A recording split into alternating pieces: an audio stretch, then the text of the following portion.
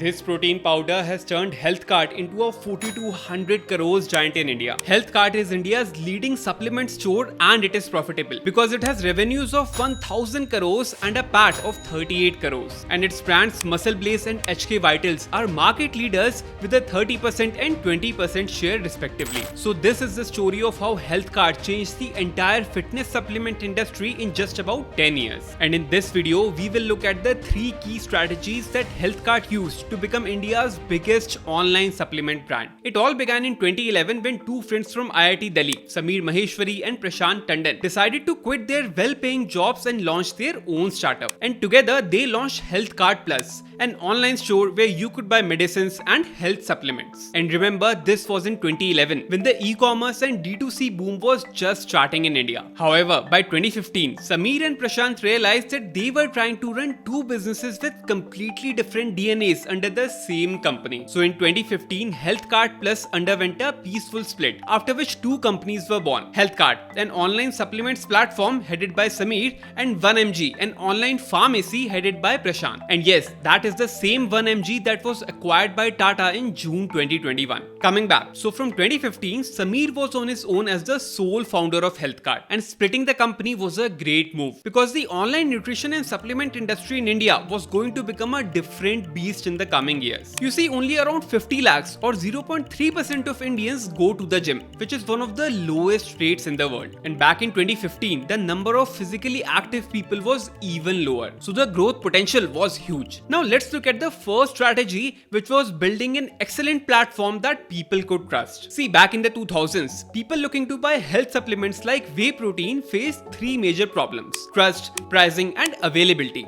So let's look at each of these individually. The nutrition and supplement segment is more difficult to crack than any other D2C e-commerce segment because the value and need for trust are the highest. People may not mind fakes with apparel, but no one will take a risk with their health. And back in 2000, the entire market has a severe lack of trust. In fact, it is estimated that about 20% of consumers are likely to buy fake or adulterated supplements even today. So the market back then was ruled by imported international brands like On and MuscleTech, and the value chain was way too long, where third-party importers brought in the goods from abroad, which were then supplied to distributors and wholesalers who supplied the products to gyms and nutrition stores. But any of these could become greedy and easily compromise the authenticity, introducing counterfeit products in the system. So duplicate products were a very common issue and people had extremely low trust in their existing sales channels. The second was pricing, because as I said, these were imported international brands, so they attracted heavy customs duty and were quite expensive. But more importantly, there was no transparency about the price because importers often randomly inflated the MRP tags and there was no benchmark to verify whether the pricing was fair. And often enough, the prices were so high that it was out of the reach of the average customer. And the third problem was availability, because these imported supplements were often only available in metro cities, either in gyms or in nutrition stores, because online didn't even exist. So a vast portion of Indians in tier 2 and tier 3 cities could never get their hands on them. Therefore, Sameer brought in HealthKart to tackle all these problems, and it was amazing how he executed it. See, he set up a robust supply chain where HealthKart started sourcing the products directly from brands or licensed distributors,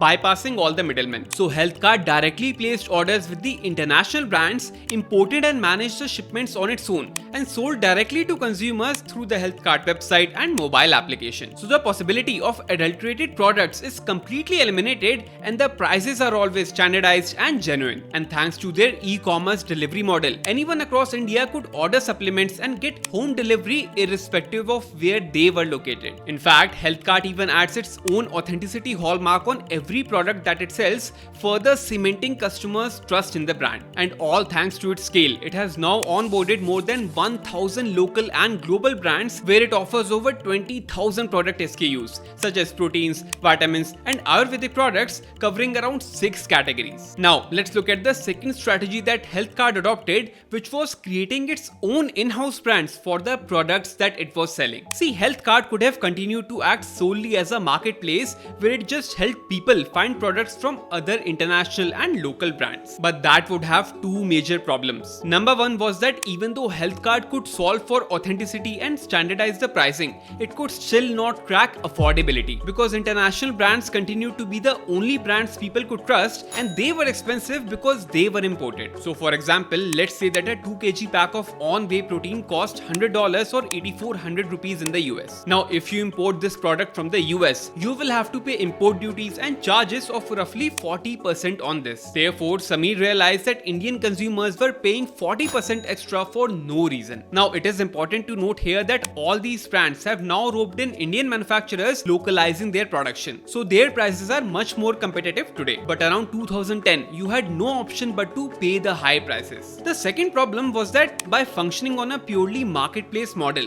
HealthKart's own profit margins were extremely low, because at most it could just charge 10% to 15% of the order value as commissions. So Sameer realized that HealthKart would never be profitable by being just an e-commerce retailer. Therefore, he launched several high quality brands, including MuscleBlaze for supplements, HK Vitals for vitamins, and others like True Basics and Be Green. And this was a genius move, because HealthKart already had the advantage of owning the store, so whatever they put there would sell. And by selling their own brands, they could potentially increase their profit margins from just 10% to up to 40% of the order value. And this ownership of brands is one of the main reasons why HealthKart is profitable today. It's perhaps the only e-commerce company in India that has reported a profit after tax for a full financial year. However, building a consumer brand was much more difficult than being just another e-commerce portal, because HealthKart now had to take care of building and selling a great product that people could trust. And Sameer had to take care of two things: product and marketing. So after launching MuscleBlaze in 2012, Sameer spent the first few years perfecting the product, and by 2015, MuscleBlaze had become so good that it was even declared the best tasting chocolate whey protein shake. And to build trust among the consumers, it was also the first in India to introduce an SMS based authenticity checker, where you could just send an SMS to confirm whether your product was genuine or not. Now after mastering the product, MuscleBlaze went all guns blazing for marketing. The first digital campaign by them came in July 2017 called Tum Nahi Samjhoge, which highlighted the misunderstood dedication of fitness buffs. And then next year, they came up with the even bigger campaign Ziddi Hoon Main, which celebrated their unrelenting determination. And the narrative set by these two campaigns quickly took MuscleBlaze from just an affordable Indian supplement maker to a differentiated supplement brand that had its own values. In fact, they have continued playing on this Ziddi tag to build a loyal set of customers that resonate with the brand's values. However, what was crazy was how they promoted these campaigns. You see, unlike many other industries, people in the fitness category often have role models whom they are attracted to because of their appearance or personal journey,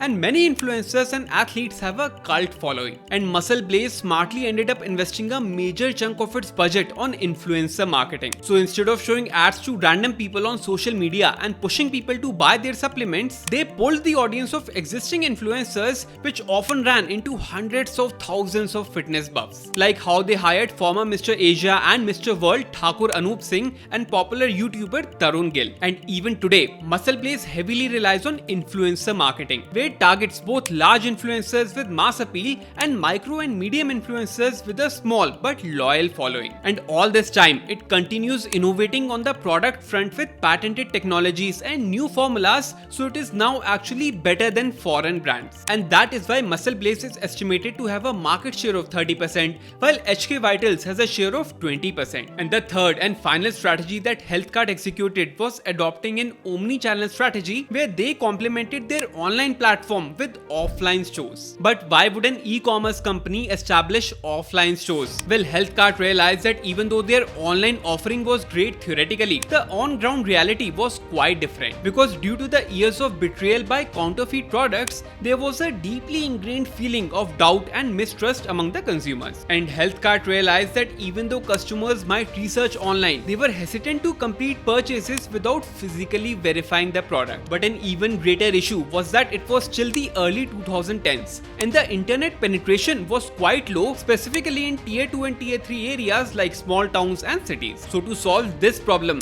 HealthKart started opening offline stores as well starting in 2013. And that was a genius move from Sameer because now they were getting the best of both worlds. For the urban consumers, purchasing online was the easiest option, while semi-urban consumers who wanted to physically test their products before purchase flocked to the offline stores. Even for urban consumers, seeing physical stores in their neighborhoods reinforced HealthKart's brand identity and trust, enhancing customer confidence. HealthKart even started offering personalized consultations within the store, building even stronger relationships and brand loyalty with its customers. And as of today, HealthKart has over 200 stores in almost 100 cities across India. And those were the 3 strategies that HealthKart used to become India's biggest supplement store. If you want to launch your own D2C store, check out the link to my e-com masterclass in the description below. Like and subscribe here and follow me on LinkedIn and Instagram using the links in the description. Until I see you in the next video, goodbye.